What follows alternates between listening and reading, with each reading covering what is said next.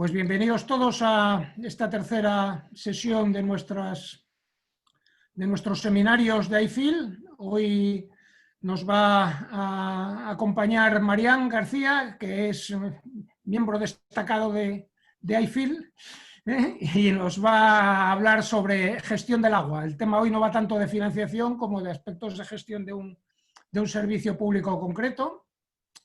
Yo nada, no me detengo nada más que a decir que Marián es compañera de aquí del Departamento de Economía de la Universidad de Oviedo, para quienes no la conozcáis, que yo creo que sois ninguno, pero bueno, por si acaso hay algún despistado. Y nada, le cedemos la palabra y que empiece cuando quiera. Adelante, Marián. Muchas gracias, Javier, muchas gracias a la Por asociación favor, por... apagamos todos los micros para evitar ruidos y así funcionamos bien. Bueno, yo lo voy a dejar encendido porque si no, no me vais a Y escuchar convendría, todo lo que os convendría. tengo que decir. Bueno, dar las gracias, como estaba diciendo, a todos por estar hoy en el seminario y a los organizadores también, porque yo creo que este es un muy buen foro para discutir este tipo de temas. Y sí que es verdad que la temática de hoy es un poco diferente a lo que estamos acostumbrados a ver en estos seminarios, en los encuentros, pero vamos a intentar hacerlo ameno y entretenido.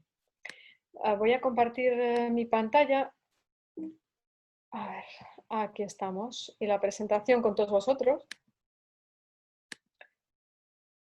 Y bueno, ahí podéis ver el título de la presentación. Y este trabajo, digamos, es un trabajo que he realizado conjuntamente con los investigadores Roberto Martínez Espiñeira, que es gallego, pero lleva muchos años en Canadá trabajando, y Marta Suárez Varela, que está presente en la reunión, que está en la Universidad Autónoma de Madrid y bueno, también ha trabajado bastante tiempo estos temas del agua. Y es una parte de un trabajo un poco más amplio, ¿no? Y para introducirlo podría empezar preguntándoos a todos los que estáis en la sesión, pues cuánto consumís de agua normalmente o cuánto pagáis por el agua, ¿no? Y alguno lo tendría que pensar un poquito para saber exactamente y tener una idea más exacta de esas cantidades, ¿no? Y de hecho el trabajo va un poco de eso, ¿no? Queremos ver hasta qué punto los hogares, los usuarios residenciales del servicio local de agua, disponen de determinados parámetros, determinada información que creemos como economistas que es muy importante para tomar decisiones eficientes y, digamos, para el bienestar, para mejorar el bienestar social, ¿no? Por tanto, esa es un poco la idea, ¿de acuerdo? Y es un poco lo que vamos a tratar en este trabajo.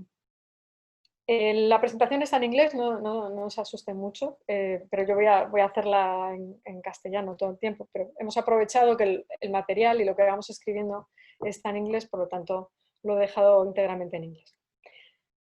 Este es un poco el esquema de la presentación, una pequeña introducción motivando el trabajo, ver un poco los pocos trabajos empíricos que han analizado este tema, que todavía la literatura es muy escasa.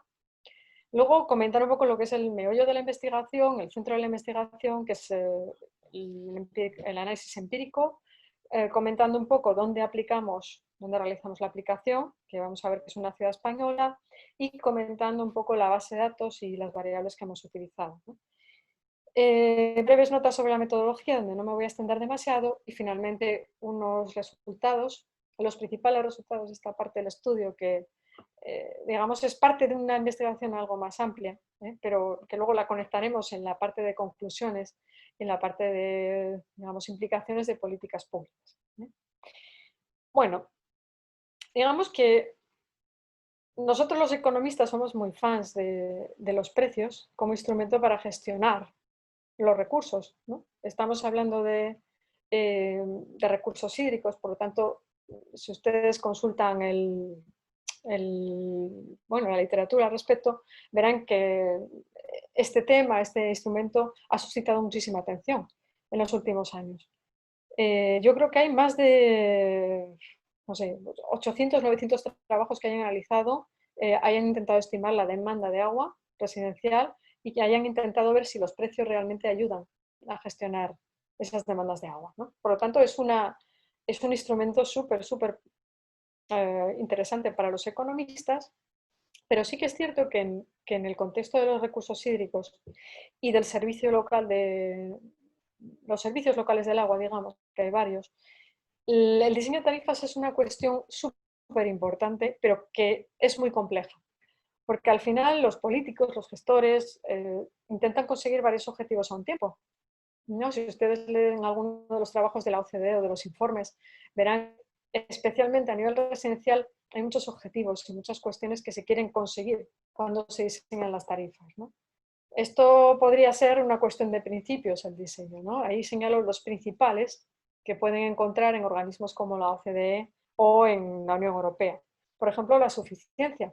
La suficiencia implica hablar de recuperación de costes, es decir, que las tarifas generen los ingresos suficientes como para cubrir no solo los costes financieros, sino también los costes del recurso y los costes medioambientales. Entonces estamos hablando de conseguir mucho dinero o bastantes recursos a través de las tarifas. Además, hablamos de eficiencia. Eficiencia en el sentido de que los precios también ayudan a racionalizar el uso del agua y por lo tanto es algo que realmente tiene que estar presente en las tarifas. Por ejemplo, por eso encontramos muchas veces bloques crecientes. No encontramos un precio uniforme, sino que hay bloques crecientes de tal forma que el precio aumenta con el consumo, ¿no? La asequibilidad es otro principio importante, ¿no? Es decir, que al final, sobre todo a nivel de residencial, si hablamos de hogares, estamos esperando que todo el mundo tenga acceso a una cantidad básica de agua a un precio relativamente bajo, ¿vale? Para que no haya problemas de asequibilidad. Y de hecho en este punto pues hay muchas discusiones en torno a lo que se considera pobreza hídrica, ¿vale? Pues un porcentaje que oscila entre el 3-5% de la renta.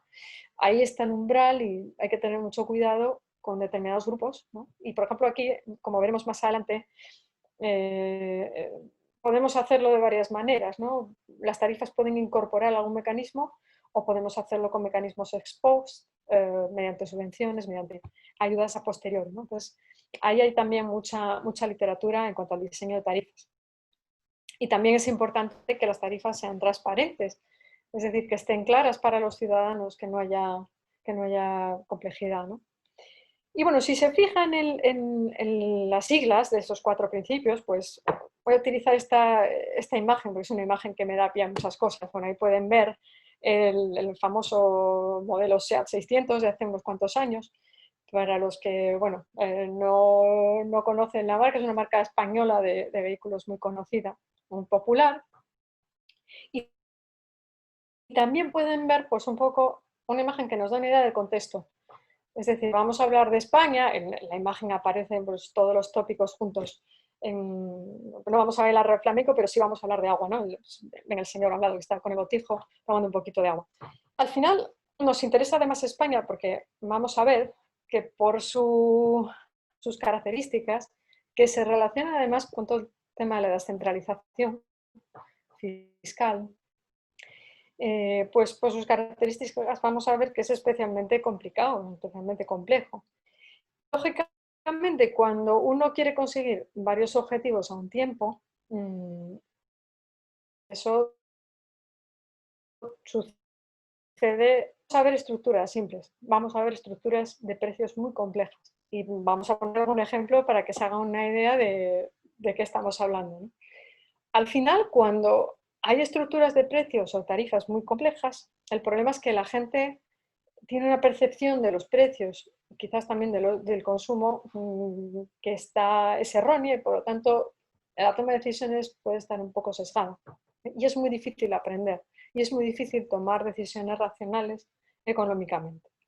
Y eso es un poco lo que nos preocupa, ¿no? Nos preocupa básicamente, y este es el objetivo del trabajo, de este trabajo, saber hasta qué punto los hogares tienen información sobre un par de variables básicas que son las que hemos abordado porque tenemos información, que son el consumo y la factura de agua. Entonces nosotros, como les explicaré más adelante, tenemos información sobre una ciudad, hogares residentes en la ciudad de Granada, en España, en el sur de España, y la idea es ver un poco, en primer lugar, pues cuáles son esas carencias informativas, hasta qué punto hay deficiencias informativas, y luego intentar crear perfiles o identificar factores que pueden ser relevantes a la hora de mejorar la información. Y vamos a ver que el tema de carencia informativa es un concepto muy amplio. Vamos a ver algunos datos muy interesantes. Bueno, si miramos un poco lo que han hecho otros trabajos, nos encontramos con que hay pocos trabajos. Yo he contado como 6 o 7 que se hayan centrado en este tema, que no son muchos, y todos coinciden en que al final, cuando no se conocen los precios o el consumo, las selecciones económicas no son óptimas y pueden generar pérdidas de bienestar. Por ejemplo, en términos de consumo, de percepciones de consumo, sí que es verdad que no se han detectado perfiles muy claros, por ejemplo, en términos de educación, experiencia con sequías, o por ejemplo, la adopción de dispositivos electrodomésticos de bajo consumo de agua.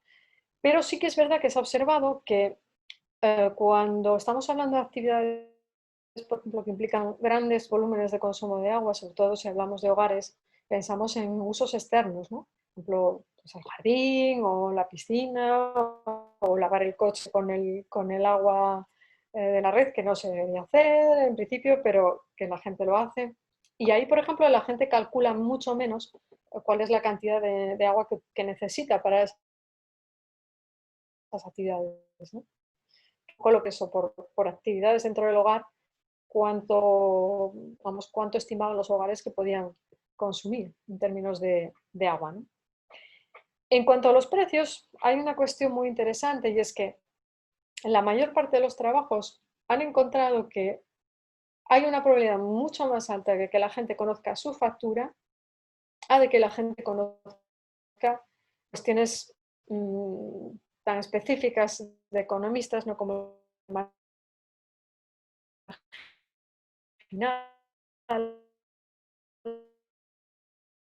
o lo que suena chino, ¿no? Y sin embargo hay más probabilidad de que la gente conozca la factura, su factura, que le importe su factura, que los precios. También es verdad que parece que la gente es consciente, en algunos casos, de que desconoce todo esto, ¿no? Por ejemplo, el trabajo de Brent y Ward, que son dos tipos muy potentes en este campo, pues preguntaban a la gente, después de preguntarle, oiga usted, ¿cuánto paga por el agua? Pues le preguntaban cómo seguros estaban de su respuesta. Les daban una escala y entonces parece ser que los que estaban muy, muy seguros presentaban menores desviaciones con respecto al dato real. Por tanto, la gente desconoce y es consciente de que desconoce. O sea, es bastante consciente de que desconoce. Y luego tampoco se encuentran perfiles muy claros respecto a la gente que infraestima o sobreestima tanto el consumo como los precios o la factura. No hay tampoco perfiles muy claros. Diferentes trabajos han encontrado, digamos, resultados distintos, ¿no? Y es verdad que los hogares que utilizan más agua normalmente manejan información, digamos, más exacta sobre precios y sobre factura. Por tanto, no son muchos los trabajos que han abordado esta cuestión, pero hemos encontrado, digamos, alguna nota característica. ¿Nosotros qué vamos a hacer? Pues vamos a intentar comparar datos reales con percepciones también, y lo vamos a hacer, como decía, en una ciudad española. Pero antes de comentar un poco más en detalle dónde nos vamos a centrar y cómo lo vamos a hacer, quiero ponerles en contexto, hablando un poco de España como país y del contexto institucional y del contexto ambiental también, ¿no? Como saben, pues hay fuertes diferencias desde el punto de vista climático. Determinadas zonas de España sufren con bastante frecuencia, relativa frecuencia, de sequías, y también observamos problemas con la calidad del agua. ¿De acuerdo? Entonces tenemos 3 en 1. Tenemos todas las cuestiones que normalmente aparecen unidas, y además de eso tenemos un mapa institucional bastante complicado en términos de políticas de recursos hídricos, porque al final los tres niveles de gobierno, el central, el regional y el local, tienen competencias en la gestión del recurso y por tanto puede volverse muy complicado, ¿no? De hecho, los responsables de la prestación de servicio, como saben, son los municipios, y los municipios también fijan esas tarifas, digamos, a nivel usuario en ámbitos urbanos. Y claro, España se caracteriza por una atomización extrema del territorio, ¿no? Entonces, más de 8.000 municipios que pueden fijar sus propias tarifas, pues implica una heterogeneidad tremenda, ¿no? Y además, no hay un organismo regulador central que diga, pues mira, esto no lo podéis hacer o esto sí lo podéis hacer. O una reglas guía para todos. Eso no lo tenemos. Y entonces al final el resultado pues es mucha heterogeneidad y mucha variedad. Simplemente para que se hagan una idea de esa heterogeneidad, les voy a mostrar 3 pantallas. Esta es la primera. Aquí pueden ver un esquema de lo que son las tarifas del agua en España, diferenciando entre usuarios residenciales y no residenciales. Nosotros nos vamos a centrar en los residenciales. Y como pueden ver en ambos casos, tenemos por un lado las tarifas generales, que son las que se aplican a la mayor parte de la gente, pero luego también hay tarifas especiales, que se aplican a determinados grupos de personas, ¿no? En el caso de los residenciales, por ejemplo, tenemos en primer lugar las tarifas a familias numerosas. Cuando las familias son numerosas, y aquí también habría una discusión enorme de qué se considera familia numerosa, porque no es lo mismo lo que se considera familia numerosa en un municipio que en otro, el criterio puede variar. Entonces, al final, para ese tipo de familias, para evitar los efectos adversos de los bloques crecientes, normalmente hay ajustes. Y las tarifas son un poquito distintas. También hay tarifas especiales para determinados grupos sociales, normalmente en función de su renta. Pues gente que tiene poca renta o criterio, hay también tarifas especiales para esos grupos. Los superahorradores, por ejemplo, de agua, tienen también o se enfrentan también a tarifas especiales. Y en España, no sé en otros lugares, es frecuente, sobre todo en viviendas un poco antiguas, encontrarse con contadores colectivos en grandes bloques de apartamentos, de tal forma que en el mismo bloque viven un montón de hogares y solamente tienen un único contador, y eso muchas veces genera que haya una tarifa específica. Con lo cual, aquí pueden ver un poco la variedad con este esquema tan sencillo en términos de tarifas, ¿no? Hicimos un estudio recientemente para ver cómo era la estructura de tarifas, tanto del servicio de abastecimiento como el de alcantarillado y saneamiento. Y, por ejemplo, nos centramos en las 15 ciudades más grandes en términos de población de España. Y en esta tabla pueden ver, ya simplemente mirando esas 15 ciudades, las diferencias. Hay algunas similitudes, pero pueden ver en términos de estructura las diferencias que existen, ¿no? Por ejemplo, esto se refiere al año 2019, los datos que aparecen aquí. La mayor parte de las ciudades, en su parte variable, ¿vale? Porque hay una parte fija que no depende del consumo, pero la variable fijan bloques crecientes. Aquí pueden ver el número de bloques y aquí empezamos a ver las diferencias. Empezamos a percibir que en unos municipios tienen 2 bloques y en otros tienen 5. ¿Por qué lo hacen así? Pues es algo que se nos escapa porque muchas veces desconocemos exactamente si hay criterios económicos estrictamente o más políticos o de otro tipo de recaudación. No tenemos muy claro por qué esto sucede así. Incluso en Vigo, por ejemplo, que ya no está en vigor, la acaban de cambiar, yo creo que fue en agosto de este año, tienen una cosa súper mala, o tenían una cosa súper mala, que es un mínimo de consumo obligatoriamente facturado.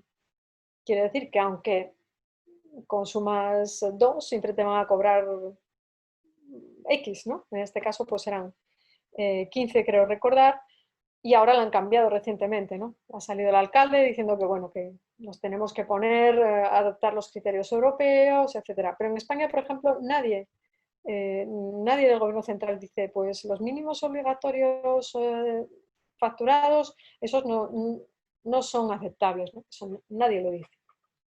También pueden ver diferencias en la estructura de esos bloques, ¿no? Por ejemplo, ese primer bloque, el tamaño, debería recoger la cantidad, esa cantidad básica de la que hablamos, que tiene que ser más asequible para la gente, pero sin embargo ven que hay unas diferencias tremendas también en términos de cantidad. Y también en el precio que se fija para ese primer bloque. ¿De acuerdo?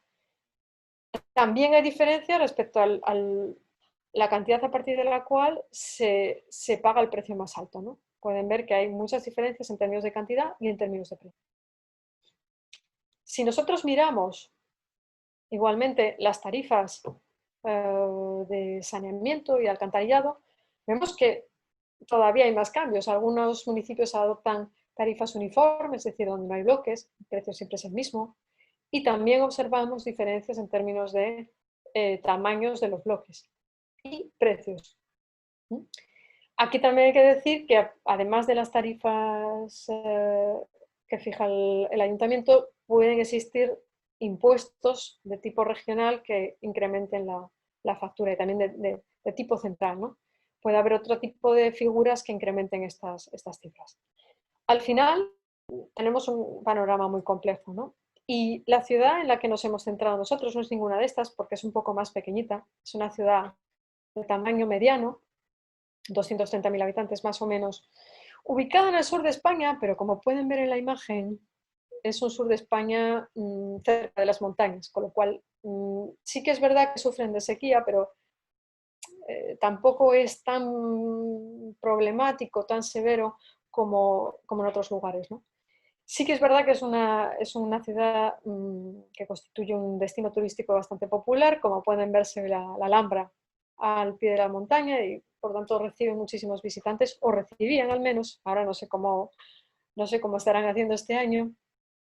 Y bueno, en la ciudad hay una empresa mixta que todavía conserva mayoría de capital público, que se llama Sagra, que es la que presta los servicios en la ciudad.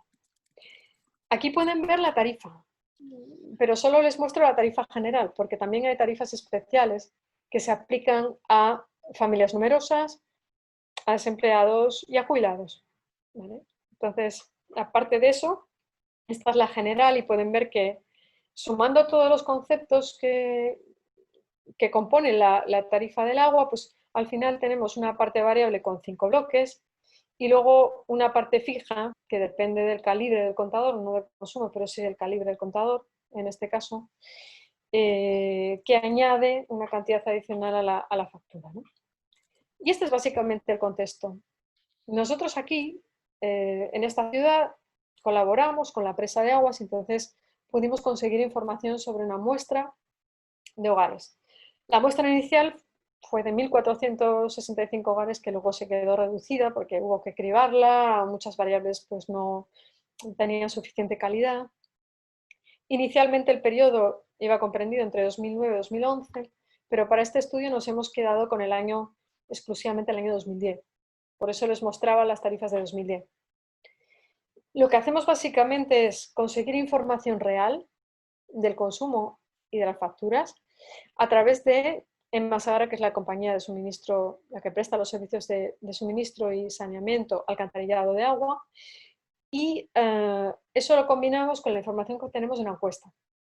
Una encuesta donde preguntamos un montón de cosas, pero entre otras, las percepciones que tiene la gente sobre su consumo y la factura. ¿Sí? También preguntamos por el estatus socioeconómico, las características de las viviendas, hábitos ambientales y perfiles medioambientales, y esa encuesta la realizamos a principios del año 2011 y preguntábamos por esas percepciones a lo largo del año 2010. Por eso al final nos quedamos con esa información.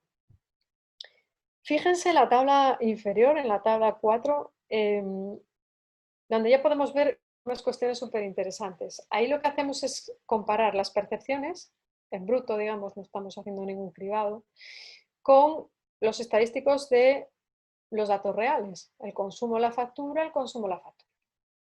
Entonces, lo primero que podemos observar es que hay muchísima gente que no tiene ni idea de lo que está consumiendo. Es decir, fíjense, de todas las observaciones posibles, ese número tan bajo de observaciones de gente que proporciona una estimación de lo que piensa que consume. Es muy pequeño el número. Luego veremos el porcentaje exacto.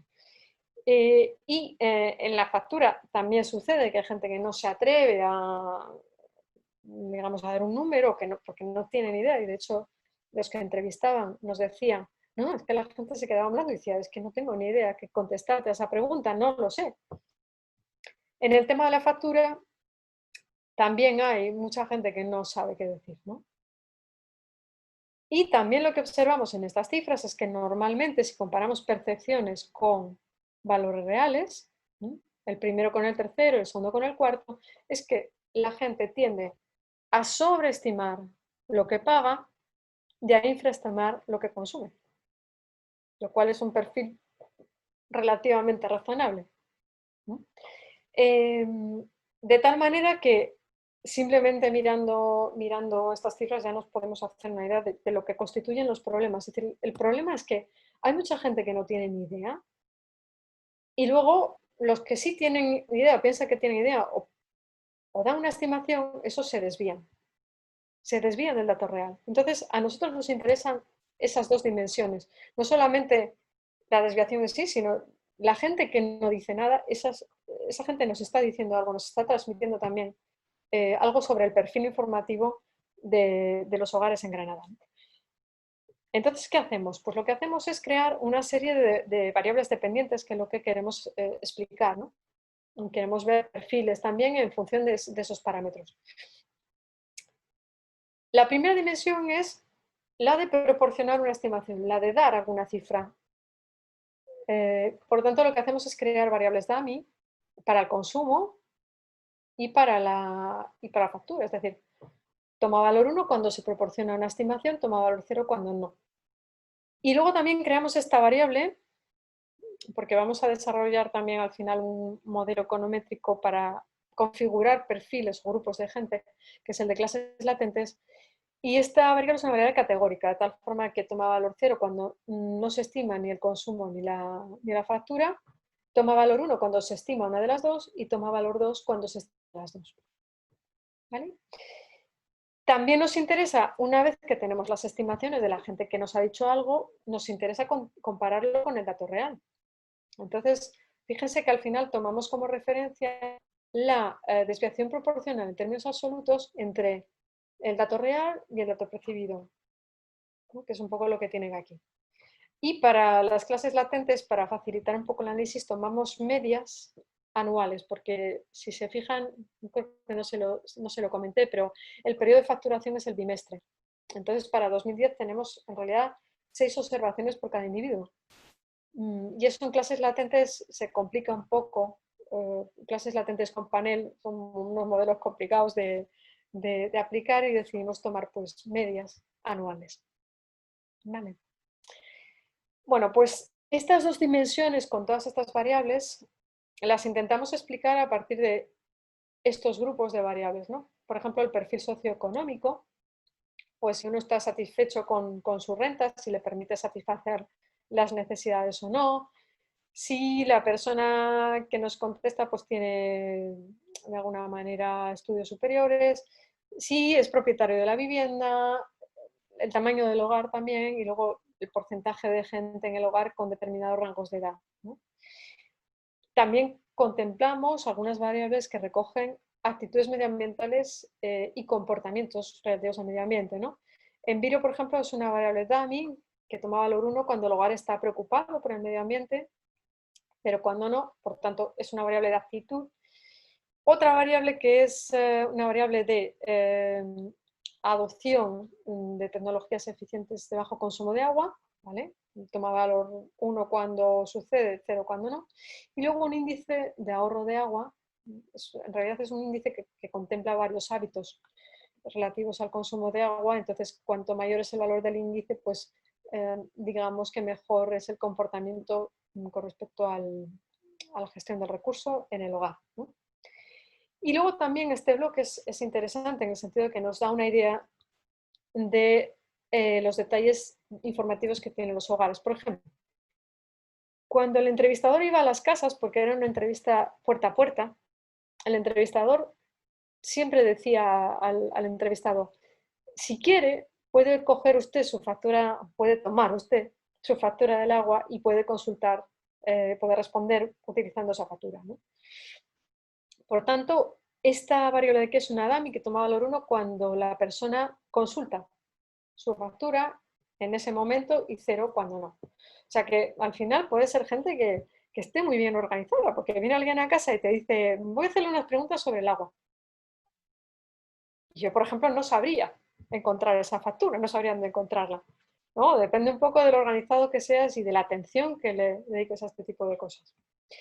Luego también creamos una DAMI que toma valor 1 cuando el hogar declara que la factura no es suficientemente informativa ni clara. O sea, que no tiene información relevante de la factura. Y estas tres que son DAMI cuando el hogar declara conocer alguna campaña de ahorro de agua, la web de la empresa y la estructura de la tarifa. Le dábamos varias opciones y, bueno, la opción que era, digamos, la verdadera era pues tarifa por bloques crecientes más cuota fija. Y esa era, digamos, la estructura general de la tarifa del agua. Finalmente también incluimos esta variable DAMI que toma valor 1 cuando hay agua caliente central y luego variables DAMIs de bimestre, que lo incluimos sobre todo en las primeras estimaciones, pero no en el modelo de clases latentes que intentamos reducir el número de variables para que funcionase mejor. En definitiva, no sé si pueden observar bien las estadísticas, pero les voy a hacer un resumen de lo que es la base de datos. Digamos que se confirma la idea de que la mayor parte de la gente pues proporciona muy pocas estimaciones. Bueno, digamos que más o menos la mitad, un poquito más, proporcionan estimaciones de la factura y un 13% aproximadamente del consumo. Y además, si se fijan en estas cifras, la mayor parte de la gente sobreestima su factura y sin embargo infraestima su consumo. Respecto a lo que es la desviación, pues también observamos que es mayor en el caso de la factura, las desviaciones porcentuales son mayores en el caso de la factura, bastante elevadas, y más pequeñitas, más reducidas en el caso del consumo. Es decir, que al final la gente que da información o que estima su consumo, al final se acerca más en términos porcentuales. Y luego pues vemos el perfil socioeconómico de una persona que es propietaria de su vivienda, que tiene normalmente estudios superiores, que además pues tiene un tamaño familiar de 2,6 aproximadamente, que está relativamente satisfecho con la renta que gana y que pues al final tiene un comportamiento medioambiental, al menos en términos de actitudes muy buenas, aunque luego en términos de tecnología ya no está tan bien preparado, y en términos de hábitos, digamos, muestra más o menos una posición intermedia. Fíjese también en el porcentaje tan pequeñito de gente que consulta el documento de su factura en el momento de realización de la encuesta, que no llega ni al, no sé, el 5% aproximadamente. Y luego sí que es verdad que hay mucha gente, casi la mitad de la gente, que dice que la factura al final no le sirve porque no le da suficiente información. También hay bastante gente que dice conocer campañas de ahorro de agua, pero no es tanta la gente que conoce la estructura de la tarifa y la web de la empresa, que en aquel momento no era una web a través de la cual se pudieran hacer gestiones, como mirar la factura y demás. Estamos hablando del año 2010 y sí que tenía web, pero no tan desarrollada como pueda ser ahora, ¿no? Bueno, pues por presentarles los primeros resultados, antes comentarles un poco qué hemos hecho, ¿no? Hemos hecho un primer análisis para ver un poco los factores que influyen tanto en estimar el consumo o la factura, como en las desviaciones porcentuales, ¿de acuerdo? Y luego hemos aplicado clases latentes para conformar grupos de hogares con perfiles similares. Y luego hemos visto de qué depende pertenecer a cada grupo. La probabilidad de pertenecer a cada grupo, de qué factores depende, de qué tipo de cosas depende, ¿no? Respecto a la primera parte, aquí vemos las ecuaciones por pares, ¿de acuerdo? Entonces, estas dos primeras muestran las estimaciones del consumo, si se estima o no se estima en primer lugar, y la desviación en segundo lugar con respecto al dato real, y estas dos últimas con respecto a la factura. De tal manera que Me voy a centrar un poquito en lo que son variables con impacto positivo, es decir, que, por ejemplo, tienen más probabilidad de estimar el consumo, de dar el dato del consumo, de tener algo de idea de la cuantía de su consumo de agua, pues gente que tiene estudios universitarios, propietarios de vivienda, donde hay un porcentaje más elevado de gente de cierta edad que consultan su factura en el momento de la encuesta y que dicen conocer la tarifa, la estructura de la tarifa, de hecho la conocen, y la web de la empresa, y que tienen un perfil ambiental, tanto en términos de hábitos como de tecnologías, perdón, de hábitos no, de actitudes como de tecnologías, bastante bueno. Respecto a las desviaciones, es más interesante quizás ver las que reducen las desviaciones, ¿no? Por ejemplo, la gente que está más satisfecha con sus finanzas presenta menores desviaciones. En este caso también, la gente que consulta su factura, que el dato del consumo normalmente está muy claro en las facturas, es muy fácil de ver, pues presentan una desviación menor, ¿no? Lo cual entra dentro de lo esperado. Y también el tema de los hábitos de agua, ¿no? Gente que tiene buenos hábitos de agua, de los que dan la estimación, presentan menores desviaciones al final en términos de consumo. Respecto a la factura, pues observamos que la probabilidad de estimar o dar una estimación está positivamente correlacionada con el conocimiento de la factura, de la estructura de la tarifa y de la web, y que a la hora de explicar las desviaciones, pues vemos algunos factores que influyen en menores o que llevan a menores desviaciones, como el hecho de que sea propietario, el tamaño del hogar y también pues, el hecho de que esté preocupado por el medio ambiente. Hay algunas cuestiones interesantes. Por ejemplo, si ustedes ven este coeficiente, el de consultar la factura, esto entra dentro de lo esperado, ¿no? Es decir, que yo consulte mi factura, tengo más probabilidad de dar la estimación del consumo y además acierto más porque mi desviación es más pequeña. Sin embargo, si miran aquí, si yo consulto mi factura, tengo más probabilidad de dar una estimación de lo que es mi factura, o sea, lo que es la cuenta llena de la factura, el global de factura, lo que estoy pagando por el agua, pero sin embargo, no es tan claro que tenga un efecto en esa desviación. Es decir, que la gente que consulta su factura no necesariamente está acertando más. Lo cual muchas veces puede querer decir que al final la información que tienes en esa factura está un poco engorrosa o realmente no la entiendes demasiado bien porque hay muchos conceptos, ¿no? Por tanto, esa es una de las cuestiones que podemos observar. Y también este punto de aquí, ¿no? El tema de considerar que la factura no es lo suficientemente detallada, porque primero no das una estimación y segundo, por ejemplo, en el caso de la factura, tus desviaciones pueden ser mayores. Una vez que hicimos este ejercicio, decidimos ver si podíamos crear con grupos de hogares y planteamos una estimación de clases latentes.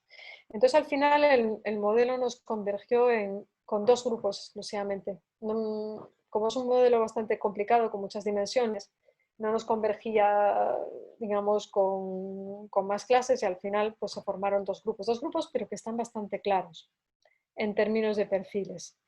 Si miran esta tabla, la tabla 8, pueden observar más o menos digamos, las probabilidades de pertenencia a cada clase, que las tienen aquí, de tal forma que podemos hacernos una idea más o menos de cómo se distribuyen los hogares en esas dos clases, ¿no? En términos de frecuencia. Y ven que están bastante equilibradas. 44% en uno, 56% en la otra. Y pueden ver también la composición, es decir, llamemos, por ejemplo, a la clase 1 a la clase de los mejor informados, o los que tienen menos deficiencias de información. Es gente que siempre te va a intentar estimar alguna de esas dos variables, que la mayoría de ellos estiman solamente una y hay un 25 o 26% aproximadamente que estima las dos. Y además, en cuanto a las desviaciones absolutas, ¿no? Porcentuales, la desviación, digamos, ese porcentaje de desviación es menor que la clase 2, ¿no? Que presenta desviaciones muy elevadas. En términos de la factura, no hay tanta diferencia. Sin embargo, en la clase 2 la mayor parte de la gente no proporciona ninguna estimación porque ni siquiera saben lo que consumen ni lo que pagan por el agua. Y luego sí que es verdad que hay un porcentaje, 20% aproximadamente, que sí que estima una de esas dos dimensiones y con fuertes desviaciones con respecto al consumo. ¿Vale? Si nosotros vemos aquí los factores que influyen en esa, digamos, en la clase, la probabilidad de pertenecer a esta primera clase, que acuérdense que son los mejores informados, o los mejor informados, perdón, pueden observar cómo el tema de consultar la factura es relevante, es importante, les ayuda. Además, por ejemplo, el hecho de conocer la web y conocer la estructura de la tarifa también aumenta la probabilidad de estar en esta clase con respecto a la otra. Y luego hay cuestiones que reducen esa probabilidad, como el tamaño del hogar, estudios superiores y el hecho de haber conocido una campaña y creer que la factura no es suficientemente detallada. ¿Vale? Por tanto, este sería un poco el perfil de ese grupo de gente que, digamos, tiene mejor información dentro de lo que hay, que como pueden ver, pues no es perfecto ninguno de los dos. Y aquí pueden ver también, en esta última tabla, en la 9, algunos descriptivos de variables seleccionadas. Una vez que hemos hecho la estimación, es posible calcular pues, esas probabilidades ex post y ver un poco la media que toman esas variables dependiendo de dónde en qué grupo se asigne cada hogar, ¿no? Y por ejemplo, sí que no se aprecian grandes diferencias en términos de consumo y de factura, pero sí, por ejemplo, la clase 1 se caracteriza por ser una clase donde normalmente no se sobreestima el consumo, sin embargo en la clase 2 sí, y donde también hay mejor conocimiento tanto de la estructura de la tarifa como de la web de la empresa. Vale. Y finalmente hay un porcentaje bastante elevado de gente que consulta su factura en el momento de responder.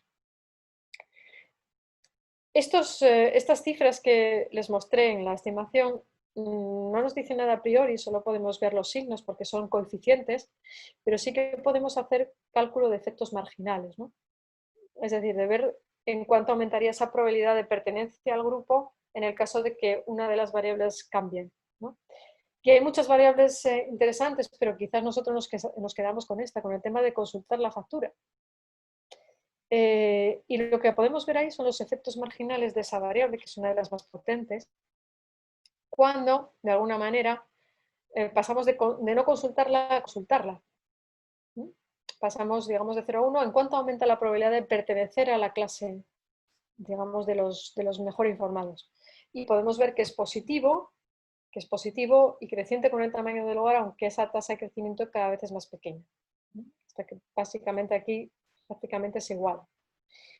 Lógicamente, para una persona que previamente conocía la estructura de la tarifa y conocía la web de la empresa, donde normalmente sí se pueden consultar las tarifas, para ese tipo de personas, el efecto marginal que supone coger la factura o agarrar la factura y consultar la información es menor que para uno que realmente no, dice desconocer o desconoce esos parámetros.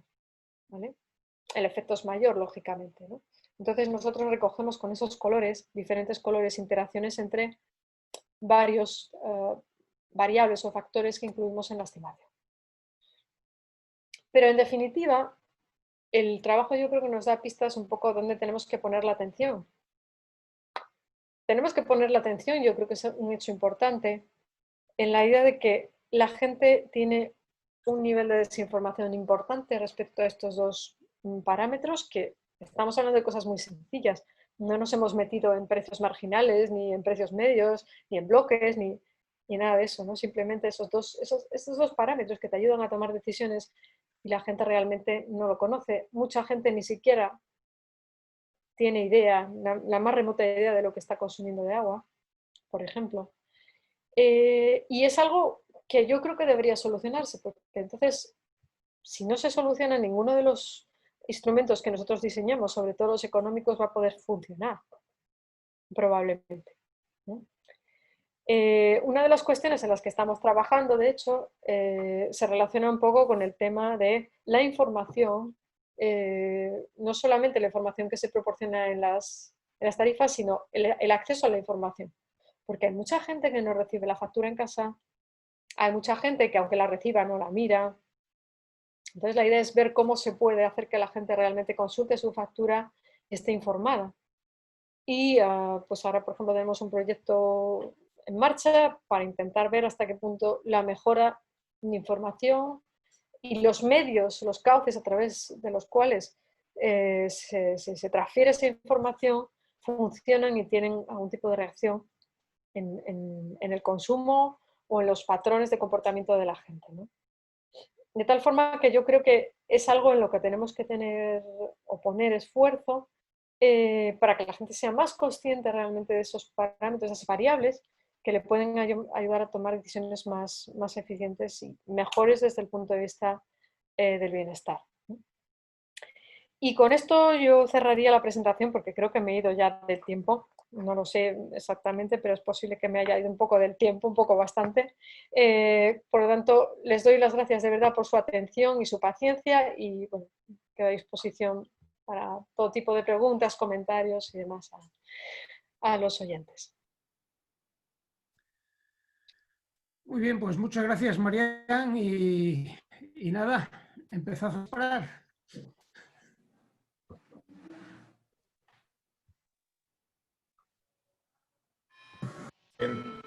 Yo tendría alguna pregunta, pero me gustaría que volvieras a la tabla 4, 3, 4, no me acuerdo qué número era. Esta de aquí.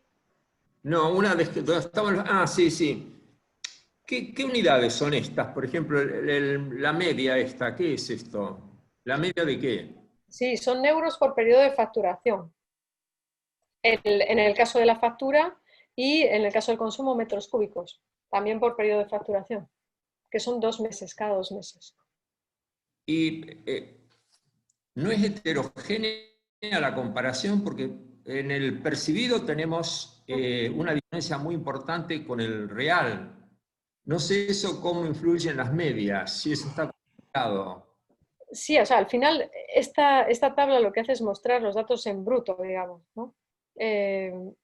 Porque si se fija al Te final, digo, a lo mejor en el sí, percibido de la factura tenés 3.800 y claro, es heterogéneo la cantidad o el tipo de consumidores que hay en la otra que tenés 7.000 y pico. Entonces eso claro. Aquí no presentamos porque aquí para poder comparar exactamente, sobre todo el tema del, digamos, el sobreestimación y infraestimación, deberíamos tener en cuenta estas observaciones de aquí arriba, aquí abajo. Pero ya se lo comentaba al principio que simplemente quería dar la información en bruto, ¿no? Con sí, la media de todos los hogares. Pero sí que es Digamos, verdad que para comparar, pues a lo mejor sería, para ver si hay sobreestimación o infraestimación, comparar estos 3.825, ¿vale? Que sí proporcionan o pueden proporcionar una estimación con estos. Con los sí. 3.825 el dato es real. Eso es verdad. Y que fueran homogéneos, porque dijiste que había una heterogeneidad tarifaria Sí, por grupos de personas, por sí, condición de la familia, etcétera, que a lo mejor está influyendo en esto. sí, eso al final está controlado con el precio, con el tipo de tarifa. De todas Mm. formas, Alberto, yo te diré que las personas que aplican las tarifas especiales en nuestra muestra, al menos son un porcentaje muy pequeño, Ujú. porque normalmente la empresa no tiene la información sobre el tamaño de la familia o sobre la renta de la gente. La gente tiene que ir allí a pedir Está bien. la ¿Y aplicación de esa tarifa. la fuente de estos datos cuál es? La fuente es doble. La fuente es, por un lado, lo que son datos de verdad, datos reales de consumo y de facturas, nos lo proporciona la entidad que suministra agua en el municipio, es Bien. Sara. Y el resto de cuestiones, las percepciones, variables socioeconómicas, etcétera, etcétera, a través de una encuesta que realizamos a principios de 2011. Y lo cruzamos, porque tenemos un identificador y podemos cruzarlo. Eso fue lo ah, que hicimos en ese momento. Marian, si me deja añadir, o sea, a pesar de que estas estadísticas descriptivas estén, consideren todos los hogares, cuando trabajamos, que no sé si lo tenía en la siguiente diapositiva, con las desviaciones. No, ahí tampoco está, no está tampoco, pero cuando trabajas con las desviaciones, Alberto, te quedas solamente con los hogares que proporcionan desviaciones. Lo que pasa es que yo quería mostrar esto para que vierais... No, está bien, el punto era si es homogéneo, si no hay mezcla de... Sí, sí. No, está bien. Por ejemplo,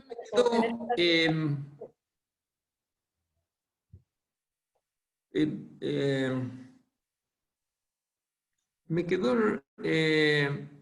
una duda sobre la importancia de considerar gasto total y consumo total, porque en realidad nosotros en los análisis micro nos interesa más lo marginal, digamos, o sea, el precio marginal, después el gasto total. Yo creo que si nos preguntás a cualquiera de nosotros cuánto gasta en manzanas, en esto y lo otro, no tenemos la menor idea, ni el precio, no sabemos realmente, pero sí cuando vamos a la verdulería, si te lo quieren cobrar 5 euros en vez de 1, uno dice, no, esto no lo compro. Ahora, después el precio, el gasto total, no sé qué importancia tiene realmente, pero es más ignorancia que otra cosa. Yo trabajaría más con precios marginales, si tienen idea, pero bueno, qué sé yo, no sé. Porque también depende del consumidor que se tiene que informar de un cuadro tarifario complejo, si en el fondo no dice, bueno, yo voy a ser racionalmente ignorante, porque si me pongo a ver bien todo el cuadro tarifario, como es, pierdo un montón de tiempo y ni vale la pena. Por eso es que creo que te da que los de mayor edad se informan más. El costo oportunidad es cero. Si sos medio viejo y no tenés nada que hacer, tiene más tiempo, sí, tiene más tiempo. mirando la factura, digamos. Sí, No, pero... bueno, es muy interesante. No, finalmente, me parece que tienen un lindo trabajo para hacer con los cuadros tarifarios. O sea, ¿qué racionalidad tienen esos cuadros tarifarios donde hay esta divergencia entre los precios marginales, ¿no? O sea, estos, hay una por ejemplo. divergencia muy grande y no sé si eso se justifica por costos crecientes, por característica distributiva de los bienes, no tengo ni idea, pero es interesante de indagar. Así que bueno, esos son mis comentarios. Gracias. Sí, los bloques crecientes, pues básicamente, claro, observamos que al final el número de bloques es muy dispar, ¿no? Pero la idea que hay detrás es el tema de racionalizar el consumo del recurso. Es decir, que no tengamos consumos excesivos. Lo que no entiendo es por qué en algunos casos pues hay 5 bloques y en otros 2 bloques. Eso es algo que desconozco, y en algunos casos sí que es verdad que hay estudios detrás, pero en algunos otros tampoco hay, digamos, no encuentras explicación, ¿no? No le ves tanta lógica. Entonces es una de las cuestiones más debatidas y más digamos, complicadas en este ámbito, ¿no? ¿Hasta qué punto los precios reflejan diferentes cosas, ¿no? Diferentes objetivos? Y si realmente reflejan objetivos económicos o algún criterio económico hay detrás, ¿no? De hecho, no lo comenté, pero en España, como siempre, nunca hacemos los deberes bien. Y los ingresos que se generan en todo este tipo de tarifas no son suficientes para cubrir costes. Los porcentajes de recuperación de costes que se han calculado en España por cuencas hidrográficas todavía están por debajo del 100%. O sea que todavía habría margen para subir, y de hecho yo creo que mucha gente es la idea que tiene, en muchos lugares es la idea que tienen, ¿no? Sí, Leonardo creo que quería intervenir. Oh, sí, gracias, gracias Javier. Sí, me pareció súper interesante el trabajo, a pesar de que llegué un par de minutos tarde. Y muy inspirador además, porque esto se puede replicar con muchos otros servicios. Me pregunto, sin embargo, ¿cómo es la estructura de propiedad del agua en España? Porque ese es un tema un poco controvertido. Tú mismo mencionabas que cada comunidad y probablemente cada ciudad también tiene su propio servicio, pero me pregunto si ese servicio a ver, tú mencionabas que a veces son joint ventures con el sector privado, me pareció entenderlo, Sí. pero no sé si eso, cómo es legalmente o a lo mejor constitucionalmente algún mandato que imponga restricciones al respecto, porque eso podría incidir en la disponibilidad de la gente también a poner más atención en su cuenta, ¿ya? Puede ser. Bueno, hay literatura por ahí que intenta relacionar un poco el tipo de gestión con el nivel de precios y todas estas historias, y con la estructura incluso, ¿no? ¿No? Pero bueno, en España lo que se privatiza, lo que se puede privatizar es la gestión. Las infraestructuras se mantienen públicas.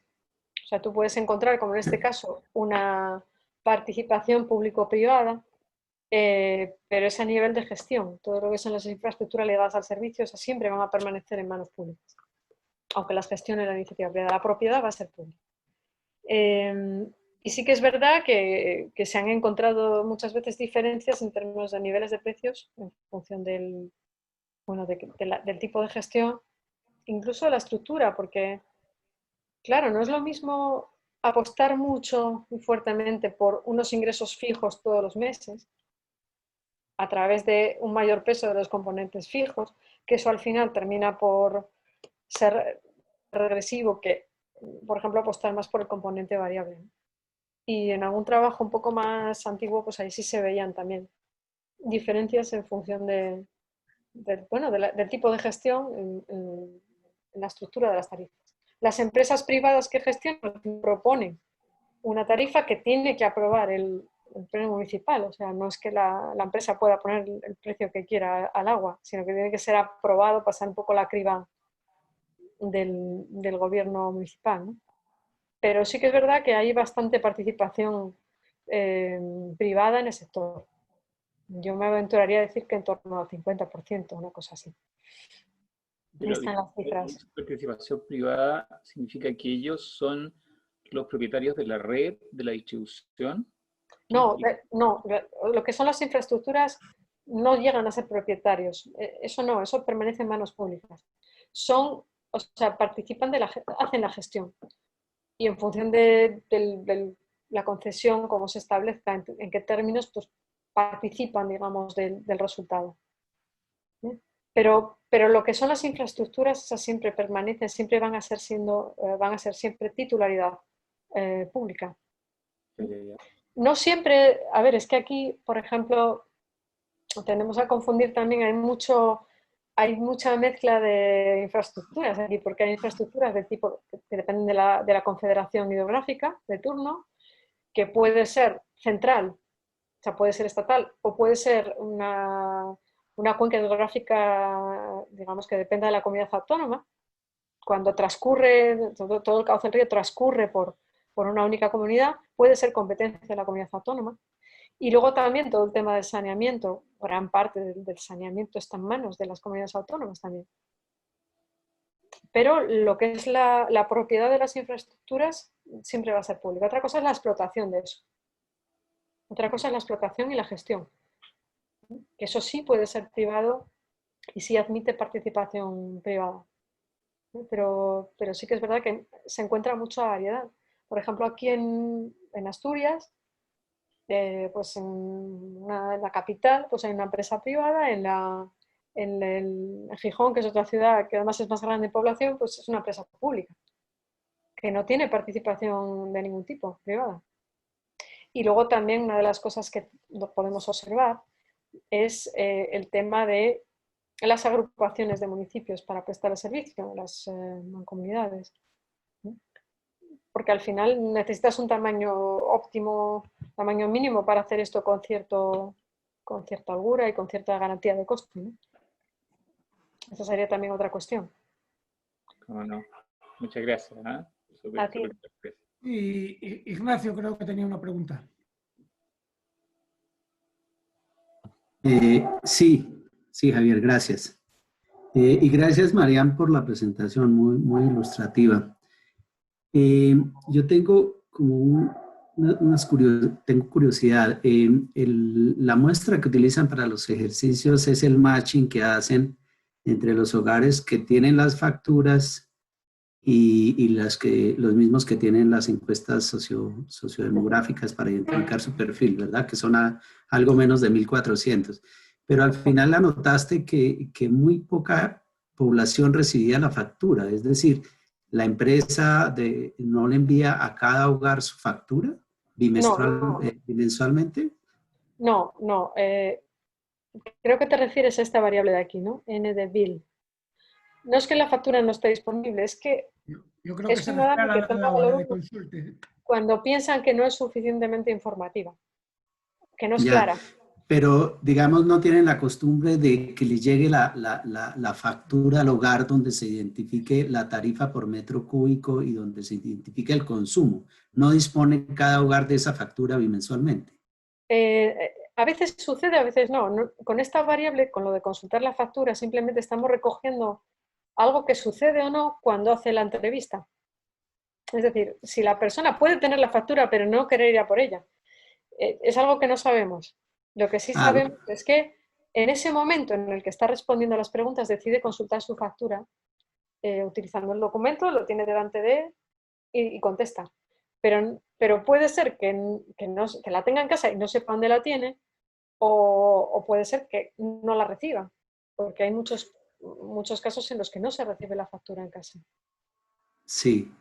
Bueno, porque es, digamos, por los resultados tú decías que una lección importante es que se tiene que dar más información, pero uno no, digamos, el problema es que la gente no consulta la factura porque no le llega, porque no está disponible o porque la factura no es muy informativa respecto a consumo y tarifas por metro cúbico, o simplemente, por ejemplo, porque le llega, el costo es relativamente bajo, es muy bajo y no le interesa saber cuánto consumió. Es decir, la factura puede tener la información, pero hay otros factores detrás de por qué no la consultan, ¿verdad? Sí, claramente. O sea, al final se trata de una cuestión de ¿me merece la pena consultarla o no? Claro, si piensas en estos niveles de precios, a lo mejor piensas, pues no, pero la tendencia es hacia al crecimiento. Y a lo mejor pues, no va a llegar a ser como la electricidad, pero la gente, la factura de electricidad sí la consulta normalmente, ¿no? Pero aparte de eso, es que Pero puede ser. porque, digamos, pero puede ser tema de muy bajo costo, digamos, que no le importa a la gente consultar porque, digamos, siempre le llega la factura, qué sé yo, por 20 euros o por 50 euros en cada bimestre, no cambia la tarifa y no le importa, no es elasticidad de su consumo, no le cambia la tarifa, entonces su consumo, sus hábitos de consumo no cambian, entonces no le importa Claro, consultarla. Pero la claro, pero información por parte de la empresa que suministra el servicio sí se da. Digamos, sí se dice cuánto es el precio por metro cúbico, cuánto es el consumo en metros cúbicos cada bimestre. Hay unos factores detrás de eso que son, por ejemplo, o bajos costos, bajos precios, o los que tú identificas en el ejercicio como el nivel educativo, si le importan las cosas ambientales o no, etcétera, etcétera. sí, pero al final yo creo que tampoco hemos visto que haya diferencias, por ejemplo, por consumo, por niveles de consumo, que es lo que te marca al final que tu factura sea mayor o menor, ¿no? No hemos observado tampoco diferencias ni en los grupos, ni tampoco cuando hicimos varias pruebas, y yo creo recordar que cuando metimos variable de consumo tampoco funcionaba de forma clara, ¿no? Entonces, no sé si eso responde un poquito a tu cuestión, pero ahí yo creo que hay una mezcla de cosas. Hay una Sí, mezcla de muchas cosas. Yo es creo que que sí, me quedó sonando mucho el tema de la implicación de política y es suministrar más información, pero realmente la información puede estar disponible, la gente no la consulta por otras razones, pero la empresa que suministra servicios sí da la información. claro. Y eso también depende del formato en el que tú muestres esa información, ¿no? Claro, Es la decir, pregunta es si en la factura que le llega a los hogares que les llega es claro que dan el consumo hecho y las tarifas cobradas. Y ya si no la consultan es por otras razones, pero no porque la empresa no suministre la información. claro, pero tú puedes suministrar la información de muchas maneras. Es lo que decía antes, ¿no? que normalmente el consumo suele estar bastante claro en las facturas. Pero es que en una factura de agua hay muchísimos conceptos, hay conceptos que no son agua, porque por ejemplo los residuos, la recogida de basuras y demás, la tasa se incluye dentro de la factura del agua, de tal forma que hay muchas cosas que se incluyen en esa factura y a veces es difícil leer. Por ejemplo, en Gijón, que es una ciudad con la que estamos trabajando, es relativamente sencillo porque no hay muchos bloques de consumo, hay 3 bloques de consumo, pero hay un problema que es que junto con la tarifa local, la tarifa de suministro de agua y alcantarillado, existe un impuesto regional que grava el saneamiento, o sea, sobre el saneamiento en realidad, que también grava el consumo y que normalmente lo cobran, ¿vale? Lo recaudan a través de los ayuntamientos. Te lo cargan en tu factura y lo puedes ver.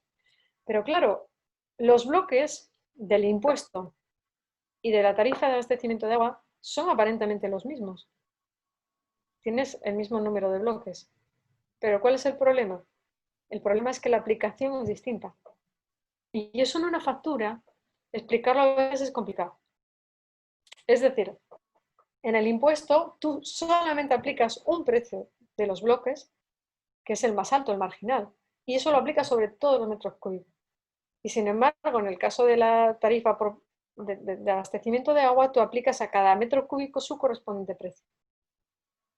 Y eso es una complicación que parece una tontería, pero que no lo es. ¿Y cómo explicas eso en una factura para que la gente lo entienda? Ahí el precio marginal no es tan claro. El precio marginal es variable.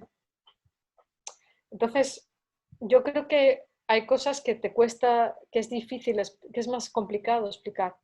Y el formato que tenga esa factura, si tiene imágenes, si no, tú puedes adjuntar un diagrama, tú puedes ver exactamente si aumentas un metro cúbico más, cuáles son las consecuencias para ti. Me refiero a ese tipo de información. Otra cosa es que tú te des cuenta que por muchos esfuerzos que hagas para mejorar el contenido de tu factura, esa factura nunca llegue a la persona, que esa persona nunca llegue a verla, por motivos distintos. Porque se gestiona a través de la comunidad, de vecinos, porque vives de alquiler y en realidad nunca llegas a verlo porque te lo incluyen en la renta, porque realmente, como dices, sea una cuantía que no es relevante para mi presupuesto y por tanto ni la miro. Entonces hay que inventar sistemas para que la gente las consulte y las mire, sea consciente de todo eso. Porque si no, al final no va a funcionar. Sí, pero bueno, por ejemplo, sí, nosotros estamos pensando, por ejemplo, en utilizar esto a través de una aplicación de móvil, que a la gente le llegue esa información y que no le cueste nada, solamente hacer un clic para verla, por ejemplo. Entonces, eso es distinto a te lo mandan a casa y entonces, bueno, tú puedes abrir la carta, la abres, la dejas por ahí, realmente ni la miras. También depende un poco del medio, ¿no? Pero tienes razón que al final, si es poco dinero, pues a lo mejor no te interesa demasiado el tema, ¿no? No lo miras. Pero sí, muchas gracias por tus comentarios. No, muchas gracias a ti. Muy interesante el estudio. Gracias. ¿Más preguntas? No sé si estoy viendo a Manuel de Juan, que tiene una amplia experiencia en gestión, ya él directa desde Suma en Alicante. Si tiene algún comentario que decir, hemos visto también la tarifa de Alicante en su momento. Bueno, no, si quieres añadir cualquier cosa, no quiero ponerte tampoco un bretes, ¿eh? Que no tengo nada que decir, pero a pesar de ello voy a hablar, ¿no? No, me ha parecido muy interesante el análisis. Me he perdido en algunas de las variables. A pesar de que mi nivel de inglés ha aumentado bastante en los últimos años, pero no he conseguido... Pero me parece que la estructura de las tarifas realmente es muy importante, yo creo que para lo que estamos hablando, ¿no? Y me llama la atención, desde luego, el caso de Alicante ciudad con esa desproporción tan grande que hay entre el coste de un consumo de 0 a 4 metros cúbicos al mes, que está en 0,01 céntimo, 0,01 euro, y el siguiente nivel, que es de 5 a 10, que está en 0,71, ¿no? O sea, sube muchísimo, ¿no? Bueno, y hay muchas cosas que yo creo que efectivamente son muy dignas de estudiar. O sea, no sé si esta presentación vamos a tener acceso a ella. Yo quisiera verla de manera más pausada, ¿no? Pero desde luego, lo que sí que quiero decir es...